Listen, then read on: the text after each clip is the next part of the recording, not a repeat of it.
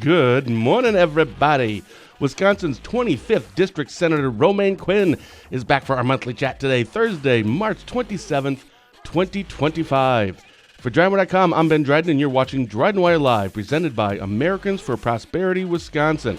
AFP Wisconsin works to reignite the American dream and break down government barriers that hold us back from our full potential. Visit AFPWisconsin.com and join AFP to fight for more freedom for all Wisconsinites. With that, we welcome back on the show our guest who joins us on the last Thursday of every month, Wisconsin's 25th District Senator Romaine Quinn. Romaine, good morning. Good morning. How are you? I'm doing well. I'm on DrydenWire, so it's the best day of the month. Okay. Where are you this morning? Because you're always in a different location. You're like the new Tom Tiffany. You used to always be in a different spot. Where are you this morning? I'm actually in my real estate office in Rice Lake. So I was not in Madison this week, and I couldn't do this at home because I have two feral children. I don't have childcare this week. And so if you wanted to actually conduct an interview, I needed to go somewhere. So I'm in Rice Lake today. Nice. And good morning, Mike Schaefer. Good morning, Mike. Yeah, and actually he's going to be on, so Fitzy announced on Tuesday he couldn't be on the show next week. Next Tuesday's show. So Mike thankfully is offered to fill in, or I should say, I asked him to. So he's going to be on the show next Tuesday. So Mike and I can go over some election predictions. So Fitzy and I had to do our election predictions, sure to go wrong. Ooh, we should do one of that too. Let's get to election stuff. I did write down a few things here, which is not normal that I have this much stuff written down. But I want to talk about ROFR, where we are on that. Postpartum Medicaid coverage. Evers put out a press release this morning that we put on our website. It's about recruiting fired federal workers. Get a joint finance update, and then we'll do our election predictions as well. So we have a jam-packed show this morning. Plus, any questions that people have, please let us know. Again, ideally, please, if you have a question, put it in like one sentence, not a whole paragraph or two, because I can't read all of it to find out where the question is. I thought you were just going to say I can't read. No, I can't read. Just, sometimes like I can't tell. Is there a question in here somewhere? Yeah. Sure. So let's kick it off right away with ROFR, Right of First Refusal. We talked about it last month. Where are we in the process? Yeah, so right now, I would say there's some real intense negotiations going on behind the scenes, trying to figure out how to get this across the finish line. We are down to the wire. So this session is different from the last two sessions they've tried to pass ROFR because the rubber is finally going to meet the road. The projects have been announced. They've been publicly let for bid. And so if the companies, ATC and XL, want to guarantee that they get these projects in their current system footprint area, they need this passed now because it's out for bid right now. There could be other companies putting bids together for these $1.8 billion construction projects. And so right now, I've been involved in some conversations. Other people who are hesitant on the bill have been involved in conversations. This is an opportunity where we should be asking for things that we've always wanted from the utilities because this is the first time they've ever wanted anything. To their credit, for the most part, utilities want to be left alone. They are a regulated monopoly. They usually don't have a lot of asks. They just operate in their own vein, and they don't get involved politically on a lot of fronts. So this is unique because they finally want something, and because it's that unique time, we should be getting something in return. And so that's why we've got a lot of conversations going on. So why can't we look at a number of other issues?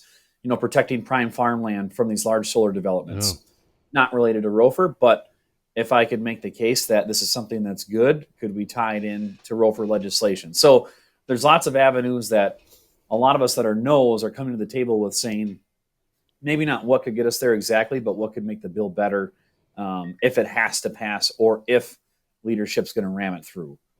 Well, I was talking to one of my Madison insiders earlier this week, and I asked kind of where we are on this as well. Is it going to get done soon? He's like, probably not this week. You'll probably know a lot more next week, but this week apparently there's a lot of conversations happening.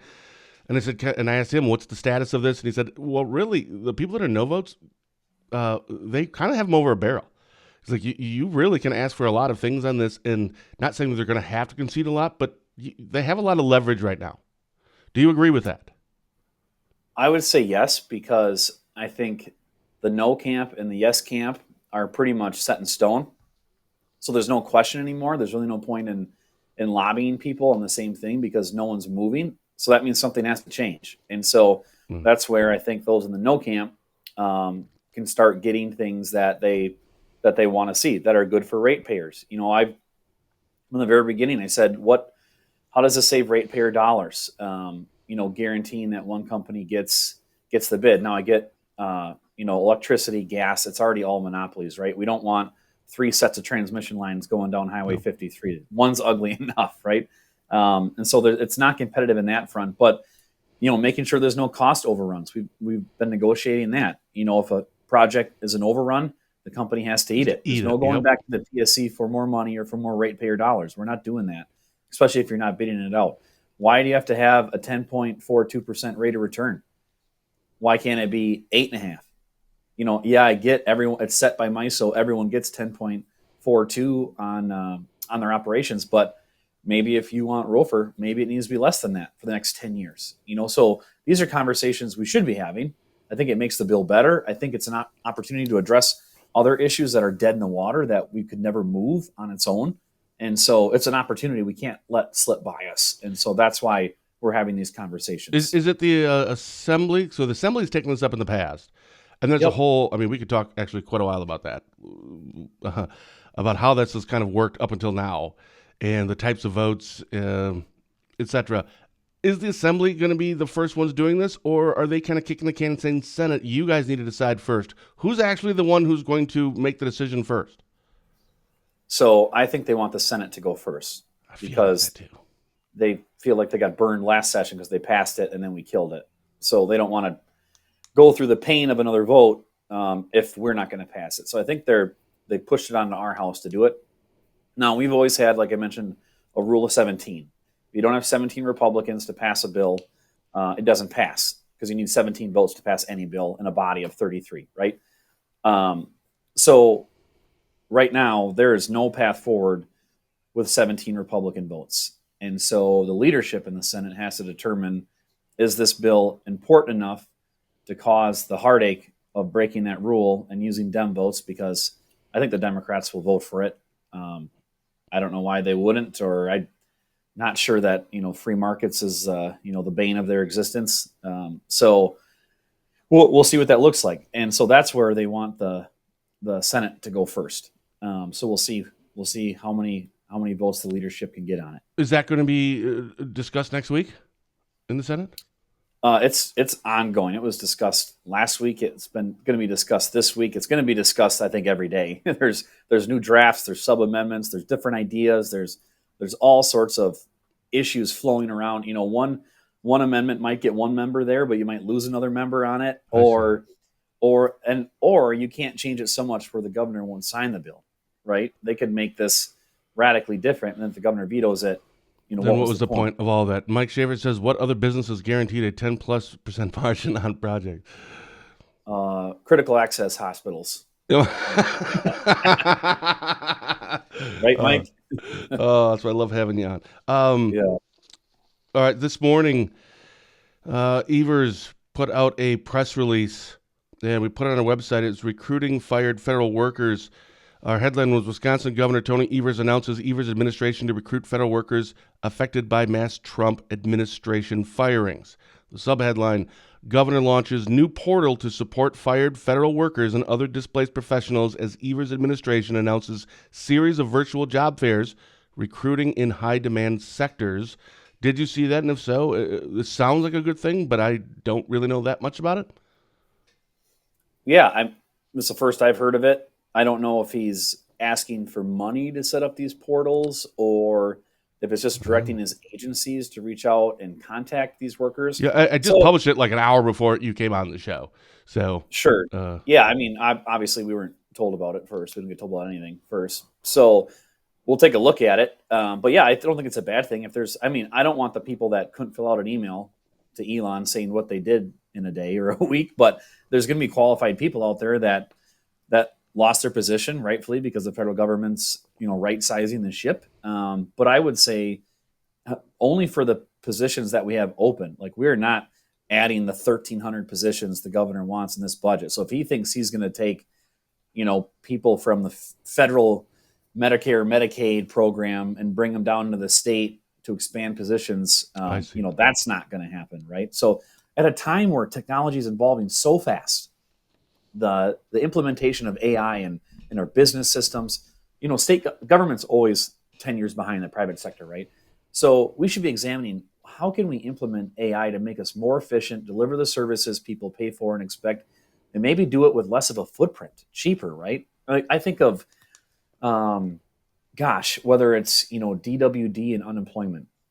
You can't tell me there's not algorithms that can look at someone's data super quick to see if they qualify for unemployment, right? Or maybe sort them all through, set them aside, and then hand off the questionable ones to people. But why are people looking at all the stuff, right? Like, Sure. so we do things so, like it's the 50s, 60s, 70s, 80s yet in state government. So I would just caution the governor, like, yeah, there might be a lot of qualified people, but we're not adding hundreds and Sure. But hundreds to of fill state current employees. spots, yeah, that kind of makes sense. Sure. Yeah, absolutely. Also this morning, this was on WPR. It was published this morning. Shoot, I didn't get the headline here. Nuts. I forgot to print that out. But they were talking to Representative Angela Stroud. She's the district 73rd, that new district. Not new district, but Yep. just a different district. She's a Democrat from Ashland. They were talking to her about being a first-time person, etc. But at the very end, so when I Googled your name this morning, this was flagged. So it was the first thing. So I looked at it because your name was referenced in the very last paragraph, and I want to read that to you and ask you about what this is. There are still areas. Oh, she was talking about Medicaid, I believe, because there's still areas we could be making progress. One is postpartum Medicaid coverage. Wisconsin is one of only 2 states where if a woman gives birth and she's on Medicaid, she's kicked off of it 60 days after giving birth. The vast majority of Republicans and Democrats in Madison agree that policy should be changed. Romaine Quinn is a co-sponsor on that bill in the Senate, but we can't get it through the Assembly. The one person who opposed it happens to be the Assembly Republican leader, I'm assuming Voss, right? And as a result, the bill has not come before the floor vote. So this is a bill, I mean, it sounds like pretty straightforward, but what does your bill actually say, or that you've co-authored? Yeah, so what we want to do, we know the research shows that within the first year after a woman delivers her baby, that there could be a number of medical complications, right? You're not out of the woodwork the first 60 days. And so what we want to say is, if you'd qualified due to your income for Medicaid coverage while you were pregnant and post-pregnant, let's just extend that to a year. So that first whole year, whether you're facing postpartum depression after 6 months of having your child, whether you have other health complications, we want to make sure that you don't have to think or worry about that while you're raising your child in the first and most important year of their life, right? So if you're on Medicaid, we want to expand it. I don't think I've ever put those 2 words together in my mouth before. We want to expand Medicaid coverage for postpartum women for up to a year. Just making sure that baby's healthy, mama's healthy, and give them the best start we possibly can. So remember, Medicaid already covers children. That child's already covered. That woman's children before this child are already covered at a higher level. But mom might not be covered, or dad might not be covered. But we just want to make sure pregnant women are already covered, and so we want to make sure we cover them for that year after. And you've done some other things on that, haven't you? Was it taxes? Like you can claim, if you're pregnant, you can claim that child. Did that ever get passed? So we passed all of our bills, and the Assembly didn't take up any of them. So I think there was some other infighting going on with what to do and move on the issue of abortion, and they were dead set on passing that referendum bill, and there wasn't the votes in the Senate. And so mine inadvertently went on the chopping block because they weren't getting what they wanted. And I'm like, we could do both. Like, it's not either or. And if you want a message on abortion, like, why would we not be funding pregnancy resource centers? Right. I mean, that's a no-brainer. Right. If you're women? pro-life, like this is the stuff you want. You want to give them to remove as many hurdles possible. Totally. Yep. That's just kind of, proactive thinking. But it's politics, Ben, right? So you navigate, when you layer on politics on top of an already controversial issue, it gets muddy. But no, we're going to bring those bills back. Obviously, we're waiting to see what the Supreme Court does, ruling on our previous abortion ban. So that's going to put some of those other bills on hold. But I think I think the speaker's going to have to give on this. He's got enough members that are saying, it's either this bill or no bill this session. And so the days of him holding this up, he's done it for, I think, 6 years now. Mm-hmm. I don't fault him. He's principled, right? He doesn't want to expand Medicaid for anyone, right? Anyone new, no new coverage. It's already an expensive program. Why are we adding people or more coverage options when Wisconsin's actually already pretty benefit rich compared to other state Medicaid programs? So I get where he's coming from, but it's the right thing to do. I think it'll actually pencil out and save taxpayer dollars. Healthier women in that first year are going to cost less later, right? I mean, it's a numbers game too. If they come in, if they come in 9 months postpartum and they have a severe complication that would have been caught if she could have had access to health care, you're still going to pay for that, right? The state's going to have to, someone's going to pay for it. So I think, and it's the right thing to do. Money aside, it's the right thing to do. Yeah. All right, obviously we'll get to our election and voter ID predictions, how that's going to go, Supreme Court raise, DPI, but also you're on joint finance, so I want to kind of get an update there. We'll get to all of that and more in 15 seconds after a word from Spooner Health. See, I remember this time. But now it's not At working. Spooner Health, compassion is at the center of everything we do. It's rooted in who we are and why we're here. It unites us as providers, neighbors, and as a community. Learn more at SpoonerHealth.com. You see that the Spooner Health won more awards again? Gee. Yeah, that's one of those critical access hospitals that are guaranteed 10% margin and 10% rate of return. I can't wait for Mike to come on since he's filling in for Fitzy next week to get his response. I mean, hospitals are kind of a monopoly. I mean, where else are you going to go? Right? Oh, that's great. So joint finance, again, talking to a couple of, you're on joint finance committee and talking to a couple of Madison insiders, they said there's no way they're doing anything until not just after obviously everything until after the election, but also the Supreme Court stuff to find out how this is all going to play out. What are they going to take up? What they aren't, because they just can't make decisions on these things right now. So Right. Are you doing anything right now on joint finance? Yeah, so this coming week is going to start our roadshow. Remember, where joint finance goes right. out to the public and holds public listening sessions. And so you can address the committee directly, the committee that's actually going to be voting up or down and building the budget from the ground up. So you have direct access to these legislators, not just me, but the entire committee, Democrats and Republicans. So that starts this week. So this week's going to be long. I go down Monday night. I'll be in Madison all day. Tuesday. Then Wednesday we drive up to Kaukauna for that one, a couple hours north of Madison for that listening session. Stay the night and come back to Madison. And then the following night, Friday, we go to Milwaukee for that public hearing. And then we spend the night. And so I'll be coming home from Milwaukee on Saturday. So Sheesh. 2 out of the 4 JFC listening sessions are happening next week. Now, nowhere near us, but myself, Senator Staffschulte, Representative Green, we told our leadership we need one up north, and that doesn't mean the Dells, doesn't even mean Wausau. Love you, Wausau, but you're central Wisconsin. That's central Wisconsin. And so we are going to have one at the end of April in Hayward. And so folks will have an opportunity to drive to Hayward. It should be at the high school, I think, in the gym, and we can verify those details next show. But April, yeah, the next you come on the last Thursday of the month, and I think that'll be like the 24th or 20th. I can't remember, but I think it's the 28th. So it'll be a few days after you're on. Monday, April 28th, at the Hayward High School. And they're so we all can from 10 a.m. to 5 p.m. From when? All of them run from 10 a.m. to 5 p.m. Wow, so that's it's first come, first serve. Everyone gets their 3 minutes, and so we usually can fit everyone in. Usually, a couple hundred people attend each one. When you do these, this is a whole other reason that you'll never know why I'm even asking this, and nobody will care. But I'm just going to ask you now. I should probably just ask you offline. Do you give do you guys say a public policy or a commenting policy that here are the rules for your 3 minutes, or is it 3 minutes, say whatever you want? How does that work?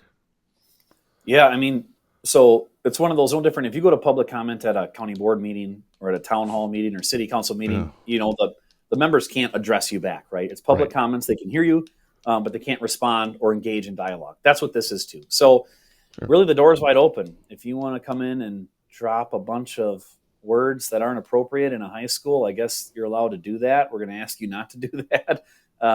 But yeah, keep it prompt, short, respectful. I mean, because you you want us to listen to what you're saying, right? And so if you're mean, people tend to shut down. It's just basic human nature. So if you want to be effective, don't come out and say, whatever right away. Just, be honest, be direct. This is who I am. I care about Medicaid because my daughter's on Iris, and it's really important to me because she wouldn't be able to stay at home and she'd have to be in a nursing home if I couldn't get help caring for her, or whatever issue it might be. So that way we hear from you, and then we tally those. We all have staff with my chief of staff is going to be with me at every one of those meetings, and so whether or not I'm taking notes or he's taking notes, we have committee clerks, we have state staff, we also have Capitol Police that travel with us to make sure all these events are safe and we're not a burden to local police departments. So, but they're fun. My first one ever, that, if you recall, we had one in Rice Lake back in 2014 or 2015. I was elected in 14, and I said, hey, I'd love to have one up north. And so we had it at the college in Rice Lake. It was a packed auditorium. Everyone had their chance to come and speak and talk about what's most important to them. Interestingly, so since I've been on the Washburn County Board, speaking of the board, there are not a lot of people take advantage of that. I mean, small county as well, and 6:30 at night, people have, families, jobs, kids, et cetera, whatever.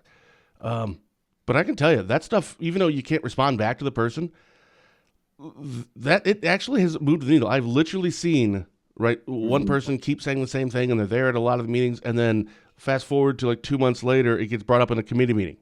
We keep getting asked about this. Maybe we should look into this. That stuff actually does matter. Not every single person, but if you think that, well, if you can't respond back or have a conversation, I'm just saying, here's my 3 minutes, and I want to, say my piece, and you think, well, that's not going to do anything.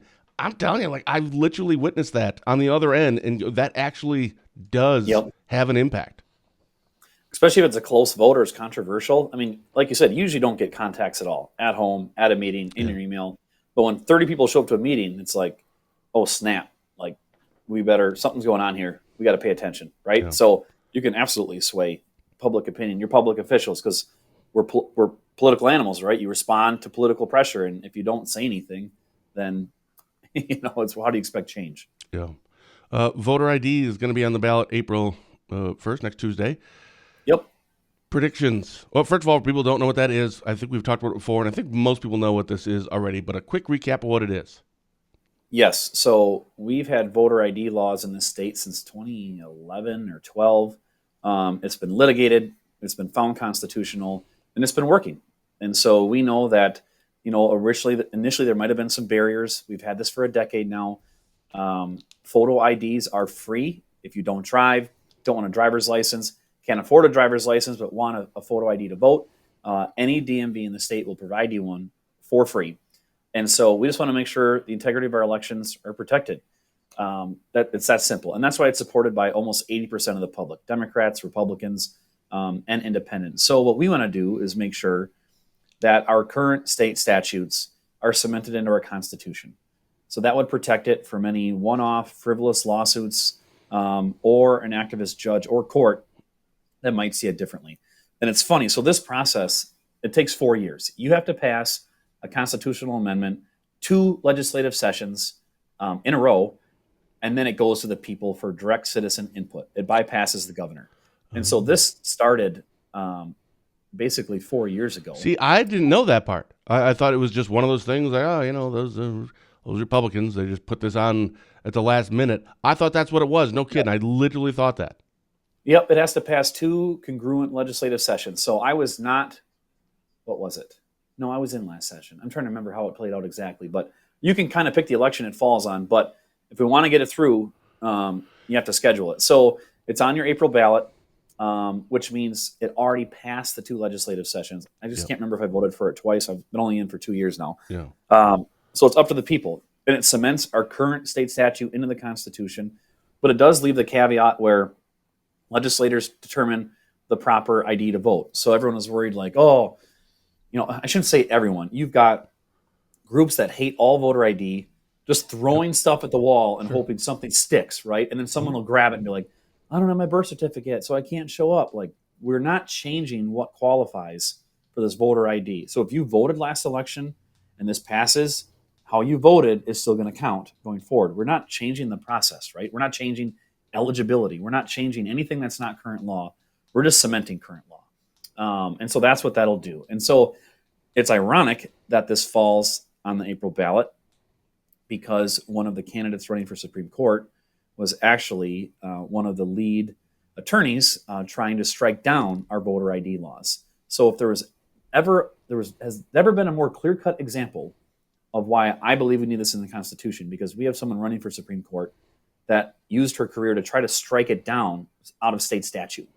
And so if this ever gets litigated again and goes before the Supreme Court and she sits on it, we can probably envision where our voter ID laws are going to go, unless, of course, it's enshrined in our Constitution. So if predictions, I think it'll pass. I think there's going to be some confusion in wording.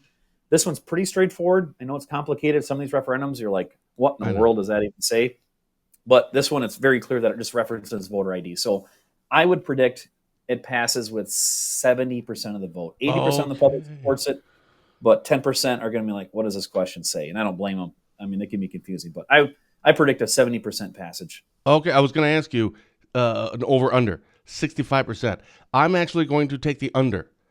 I think it'll still get passed by like 60, right? But I think I'm going to still say no because it is somehow turned into, even like, so you said that the 75, 80% of Wisconsinites want this. This is still tied into, it's still a partisan thing. So like if it was the only vote, right, the only vote on the ballot, that's the only thing you're voting for, I think it would pass for over 70%.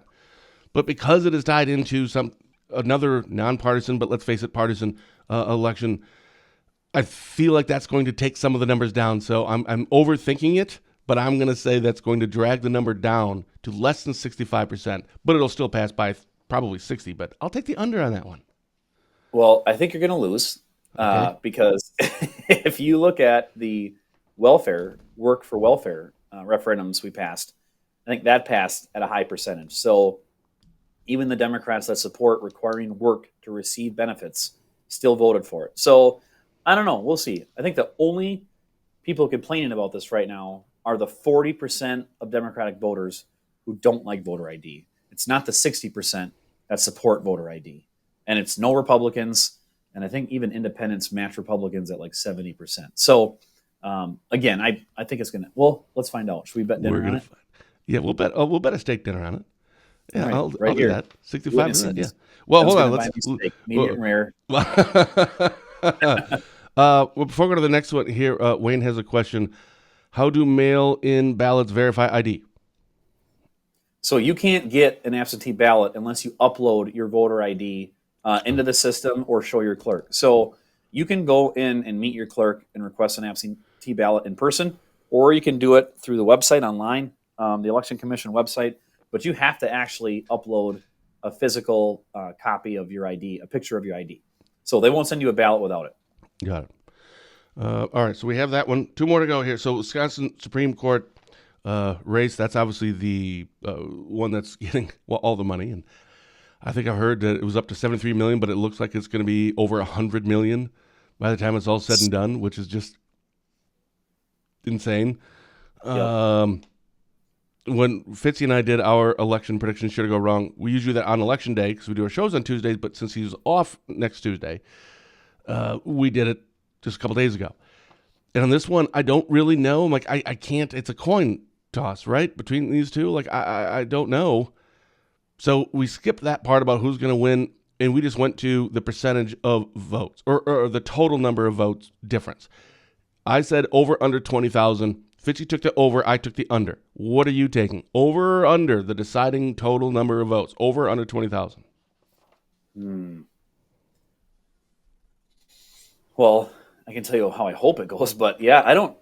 Oh gosh, that's a tough one. I know. So I think the only race last time that was under 20, I think, was the was Amy Loudenbeck's race, statewide office for Secretary of State, and then I think the state treasurer's race was under 20, but the other ones weren't. Yeah, I'd say maybe under 20. It's going to be a nail biter. People absolutely have to vote. If you never thought your vote counted, this one it actually really does. I mean, they always do, right? But it's going to be such a low percentage turnout. You know, I heard the numbers are up. I heard absentee ballot requests are up 50 to 100% in some counties compared to 2023. So the turnout's going to be massive. Yeah, that's what I mean. I think this is going to be a huge turnout. I really do. For a Much spring more. election. For a spring For a election, spring. absolutely. Yeah. Yep. So we got to pick one. Are you taking the over or the under? 20,000. Under? Okay. I'm on the under as well. And how do you, so there's a lot of people that are talking. I mean, right now I can put anything on Facebook. I could just put a story about, I don't know, your local veterinarian's office, and immediately the comment is going to be Elon Musk is ruining, the country, and he's buying the Supreme Court race. Like, it doesn't matter what the post is about. It's usually Elon Musk is the worst, and he's buying the election. And then the other side is yes, but George Soros and all that money and all the out of state money as well that the Democrat or the liberal candidate is receiving. You can make an argument for both sides. Do you have a problem with? First of all, nobody's doing anything wrong, right? That's how you can do it. You can have outside money come in, and you can give to political parties, and you can use super PAC money and not give it to parties, but run ads however you want to run them. There's a freedom of speech aspect in that. But are you okay with how it's set up? I just don't know the alternative, right? So if you say no, then what does it look like?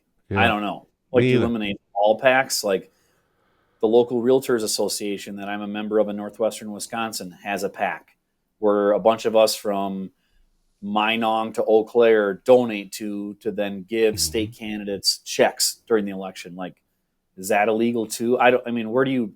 No, obviously we don't have Elon Musk money. We don't have George Soros money or Governor Pritzker or whatever. But you're right. I think both sides have egg on their face. Like, stop with the poor me.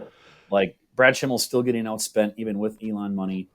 Almost 80% of Susan Crawford's money is coming from out of Wisconsin. And so, people are picking and choosing both sides. So, and in terms of the money game on this race, no one's winning or losing on it. And so, it's so funny to watch just the change in the Democratic Party. Whether you look at like the Tulsi Gabbards, the RFKs, the whatever, it just, people that used to be in that camp, if you don't follow or kowtow to the party line, like, you're ostracized. Like, Elon Musk was going to be our savior of the planet, just a couple of years ago, right? With Tesla and the new products and the innovation and electrification, the battery packs for housing as we move towards electrification on everything.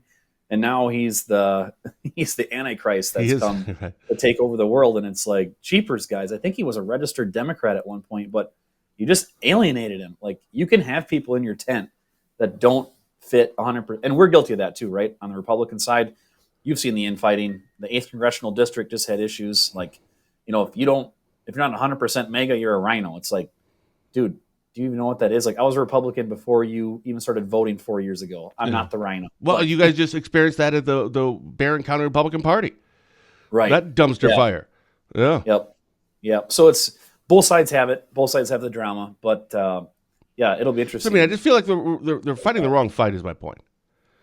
Right? If it shouldn't be the in terms of just the money coming in out of state. So an Elon Musk, obviously out of state. And just the total amount of it. And you're right. What is the alternative, or what does that look like? First of all, you can always find ways around it. Second of all, sure, if you don't allow money from out of the state, but what happens to like a Wyoming? And if you have 3 billionaires that live in Wyoming, and let's say they're all 3 Republicans, and there's no multimillionaires living in Wyoming that are Democrats, well, they're in state.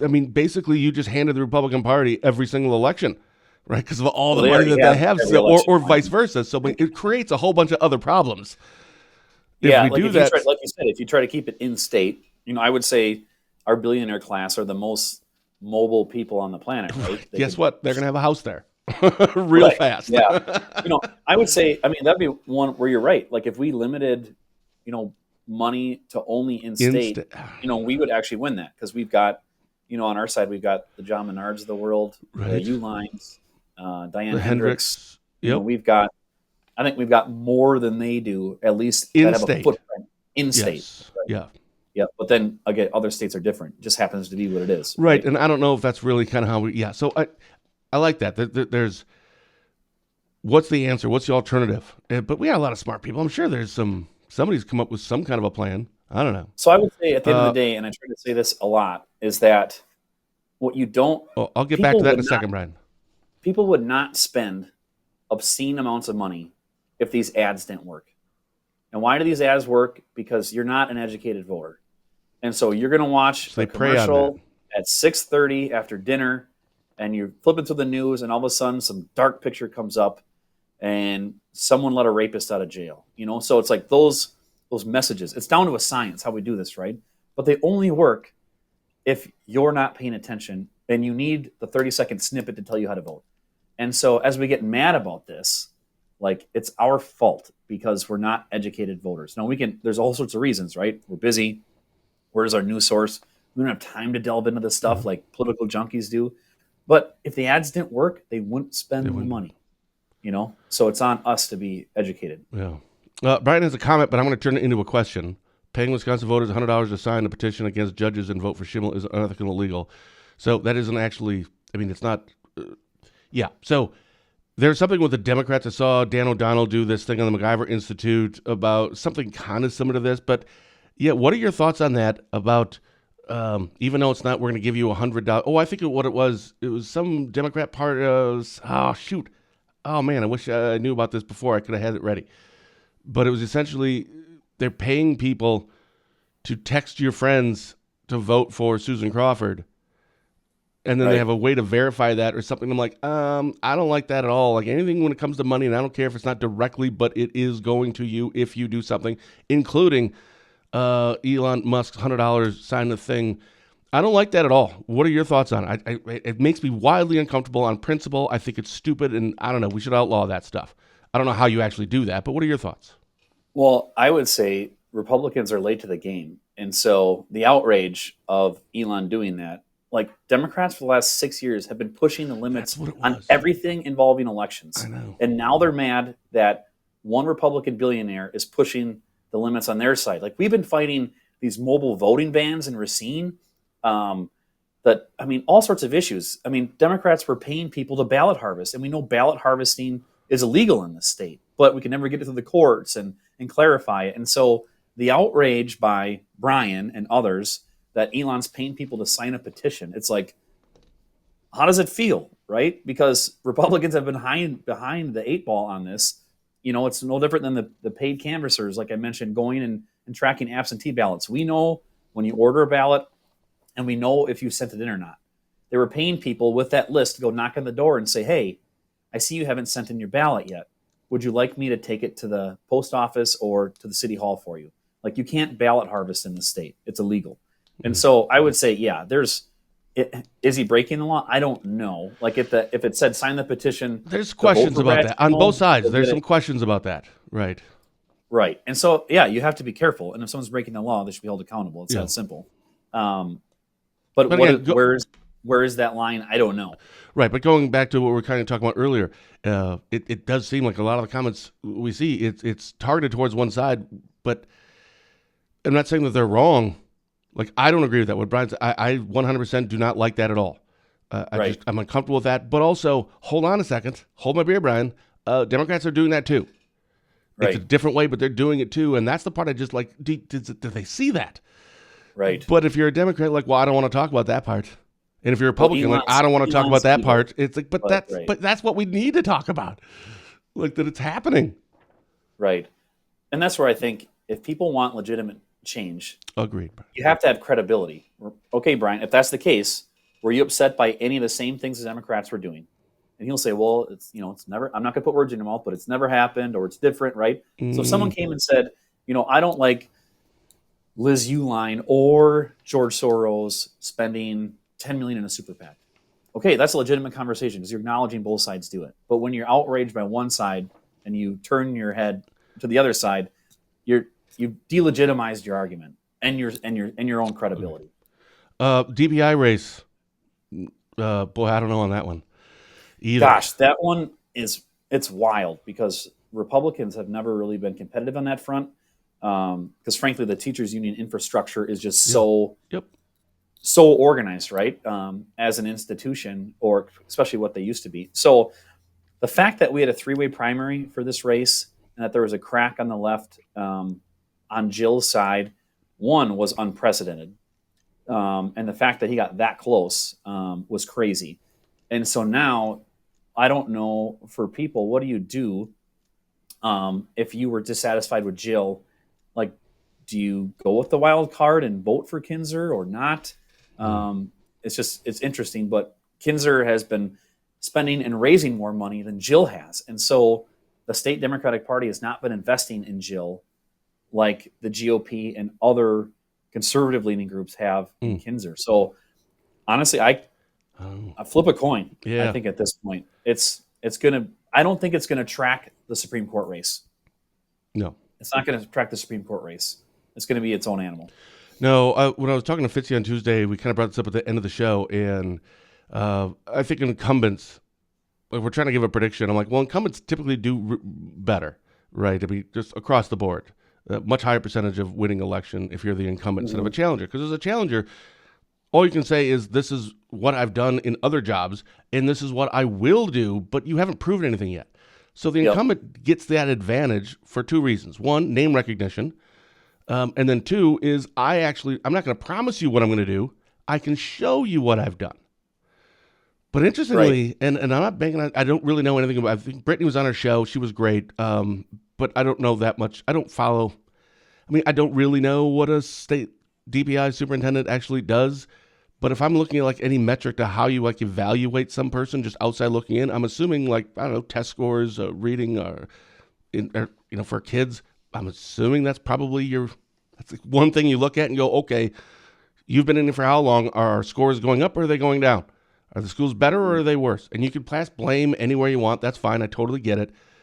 You could say Republicans, you could say Assembly or Democrats and Senate or governor, or even the school districts themselves with some of their restructuring and how they're restructuring some of the finance for referendums. There's a lot of blame to go around if you say the education system is failing. But there's only one person of that group that is actually on the ballot April 1st. Yep. That's the interesting part, because I still haven't heard one thing that someone can say, I'm voting for Jill Underly because we can all agree that she did this, created this and did this, and under her watch, this happened. I don't know of one thing. Right. And I mean, that's not rhetorical. I'm asking, what has she actually done that we can all agree was good? Like, reading scores go up? No. She changed didn't even ask like the legislature or even Governor Evers. Nobody's even aware that all of a sudden just kind of changed the scoring system. Right. So now it looks like we're all smarter, but I don't understand, like, what has she actually done? And I don't mean that in a mean way. I really, really don't. And you're right. Brittany's a wild card. Like, I have no idea. And that's a challenger. She could be a dumpster fire for all we know when she gets in, or she could be wonderful. You just don't know. That's the wild card. Yep. But do you know of anything like that we could all agree on? I don't. And I've been public that I'm not a fan of Jill, not just because she's not from my party, right? We've never held this seat, but Jill is not Tony Evers either, when Tony Evers held that position before becoming governor. So I have not listened to one speech Jill has ever made that wasn't extremely political. It doesn't matter what group she's in front of, who she's sending it to, what her audience is. It is so political. She has so politicized that office. It's crazy. And I would say I have not heard. So this is how I think DPI should be approaching their job, just like I think all government agencies. Like, I get frustrated when the DNR comes in and tells a business, you're out of compliance, here's a fine. No, why didn't you go to them and say, you're out of compliance, here's how we solve this issue, and let's work together to do it to make sure groundwater is protected, whatever it is, right? And then if you don't do that, we're going to fine you, right? But you should be working with, not against. And so DPI is doing the same thing with our schools. All we hear is examples from superintendents like, I filled this report out wrong this one time, and now DPI is doing this. And it's a nightmare, and I don't have the staff, and my secretaries doing circles, and it's like they're not working with schools to make improvements. It's like they come down with a hammer, or they're just not helpful at all. And so no different than any government agency. We got to be working with the entities we supposedly serve, not against them. And that's all I've heard since Jill's been superintendent of public instruction. And so in my mind, I think we look similar to what the federal government is doing. What is DPI doing that adds value to our school districts? I don't know. But you know who does add value to our school districts? CISAs. So we've got CISA districts all across the state. I think there's 12. CISA 11 encompasses most of the northwestern portion but our district's also in CISA 12 and 11. And they add real critical services. They'll hire the OT and give a day to each area school, because not one school can pay to have their own OT, to provide services for kids. Or they might carry the psychologist, and schools contract with the CISA to share the psychologist to provide kids services. So these CISAs offer actual, real, tangible services for students that improve outcomes. Why are we not giving more money to CISAs versus DPI, right? Why do we have 600 people at DPI in Madison? What are they doing to improve the lives of teachers and students in Wisconsin? Wait, And I don't know the answer to that. oh, So- 600, is that hyperbole? Or No, is there's that- the department's roughly 600 people. so 630. they have their own building, right? And there's Yep. 600 people. It just sounds high. But then again, I don't know anything about how all that stuff works. some But of them are- that's a lot of Some of freaking. them are federal positions, so we'll see where those wind up. But Oh, sure. now imagine if I said, Wow. hey, CISA, all of you get 10 positions and put them where the need is most critical in districts in your region. And we'll fund them by the state. 120 people, 12 CISA districts. Like, that could be a game changer for students and teachers on the ground in these CISA areas. So there's always ways to improve it. And we'll see. Oh, and just to mention on the test score piece, Yeah. yes, Jill, the only thing I can mean- point to that she's personally done during her tenure in office was lowering the cut scores. And so the amount of schools and students that look more proficient in their areas, well, and by the way, we changed the terminology. We can't say, it sounds too mean to say not meeting expectations, right? So now Wait, that's pretty soft, right? I'm just saying. I mean, you can't soften that Right. anymore. well, we did. Now it's like growing, or I'll define the Opportunities actual- for growth. How about that? Yeah, something like that. Right? Really? I didn't know And that so- actually.